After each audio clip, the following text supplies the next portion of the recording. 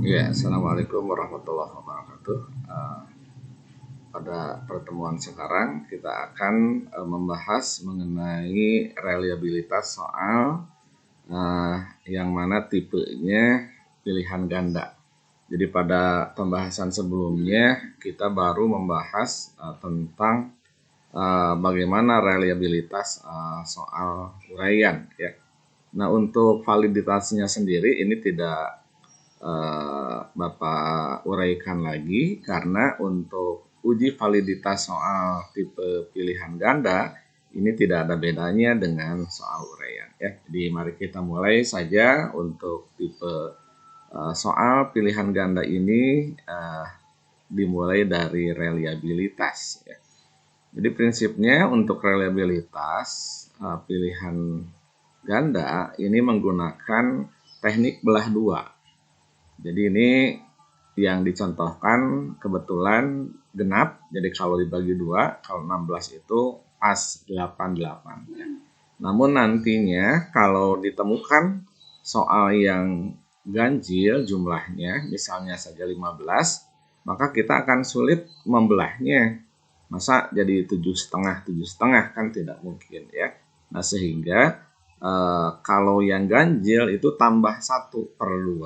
Misalnya 15, ya ditambah 1 dibagi 2. Jadi tetap saja belahan pertamanya 8. Belahan keduanya mesti 8 juga. Nah, jadi 1 sampai 8 belahan pertama dan 8 sampai 15 itu belahan kedua. Jadi nomor yang tengah-tengahnya atau nomor median dari banyak soal itu masuk ke belahan pertama dan belahan kedua.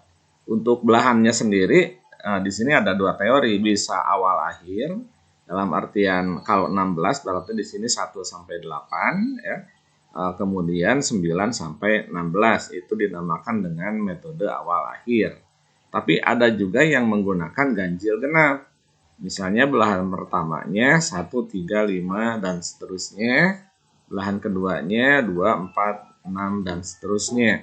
Hanya biasanya dalam analisisnya di sini kebanyakan menggunakan awal akhir ya, sebab tinggal men-split saja. Tapi kalau ganjil genap agak repot ya mengelompokkannya. Nah, sehingga karena kita akan menggunakan teknik belah dua, maka untuk mencari reliabilitasnya kita gunakan R setengah-setengah. Ini membacanya setengah-setengah. Artinya setengah bagian ya. Jadi belahan pertama dan belahan kedua itu dikorelasikan. Rumusnya sama seperti korelasi yang biasa ya. Nah, sehingga setelah ketemu R setengah-setengah itu, maka kita cari R perangkatnya, R11. Jangan dibaca R11 di sini, tapi R11 ya. Ini 2 kali korelasi setengahnya dibagi dengan 1 ditambah korelasi dari yang diperoleh tersebut. Nah, jadi yang kita coba untuk kesempatan ini kita akan menggunakan korelasi ganjil genap saja ya. Ini Bapak split dulu supaya layarnya bisa terlihat. Ini di split seperti ini. Kemudian ini ya.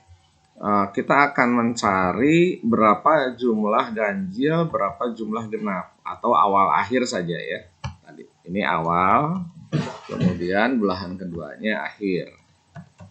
Nah, seperti ini. Nah, untuk awalnya berarti karena 16 kita bagi 2, berarti kita menjumlahkan skor dari nomor 1 sampai dengan nomor 8. Nah, seperti ini ya. Kurung tutup, enterkan, kita kopikan. Ya, ini adalah data untuk awal akhir. Sekarang akhirnya berarti dari 9, berarti ini kita ketikkan sum juga, kurung buka, ini 9 sampai dengan nomor 16 di situ ya. Enterkan, kemudian ini kita blok atau kita tarik ke situ. Nah, ini sudah awal akhir. Jadi ini X1 ini adalah bagian awal, X2 ini bagian akhir. Jadi berapa korelasinya? kita masukkan saja ini dengan rumus korelasi biasa ya. Jadi ini kalau kita cari dengan rumus korelasi biasa, si nilai R ini adalah, masih ingat rumusnya, sama dengan corel ya. Nah, ini kita blok, ini sebagai X1-nya bagian pertama, kemudian bagian keduanya yang akhirnya.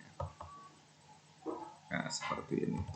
Nah, sehingga korelasi antara nomor awal dan nomor akhir itu 0,83493. Ya, desimalnya kita kurangi diskris desimal, ini 0,835.